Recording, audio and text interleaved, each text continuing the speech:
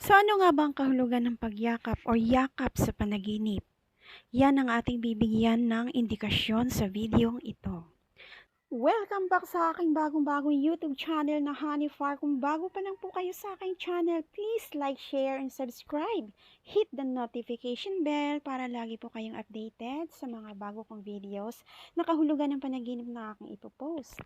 Ang yakap po ay simbolo ng pagmamahal at ito rin po ang way natin or paraan natin upang iparamdam natin sa ating mga minamahal ang pag-aalala at pag-aaruga kung gaano natin sila kamahal, kung gaano sila kaimportante sa ating buhay.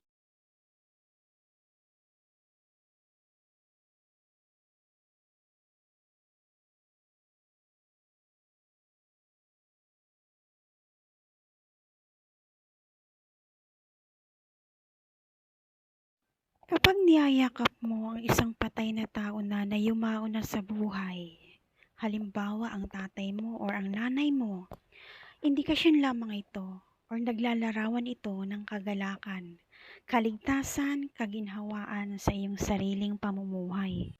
Maaaring may mga dahilan kung bakit napapanaginipan mo na ang iyong maong mahal mo sa buhay ay yakap-yakap mo dahil ang mga indikasyon nito nung nabubuhay pa sila, ikaw ang mas pinagtitiwalaan nila, ikaw ang mas binibigyan nila ng halaga at pansin dahil nagagalak sila sa iyong ugali, nagagalak sila dahil ikaw ay mas may mabuting puso at mas sumusunod sa kanilang mga payo nung nabubuhay pa sila.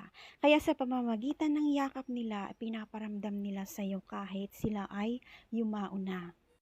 Kapag yakap-yakap mo naman sa panaginip mo ang iyong partner, boyfriend mo o girlfriend mo, ang ibig sabihin nito, ikaw ngayon ay nagdaranas ng isang matinding pagsubok na kung saan kakailanganin mo ang suporta ng iyong partner o boyfriend o girlfriend man yan. Nangangahulugan ito na handang umalalay sa iyo at handang gabayan ka at alalayan ka ng iyong partner. Kaya napanaginipan mo siya, nayakap-yakap mo siya. At kapag napanaginipan mo naman yung ex mo, na wala na kayong matagal na kayo pero napanaginipan mo, nayakap-yakap mo siya sa panaginip, indikasyon lamang ito na nung kayo pa ay masaya ka at contented ka sa kanya sa poder niya. Pero hindi ibig sabihin may pagmamahal ka pa rin sa kanya.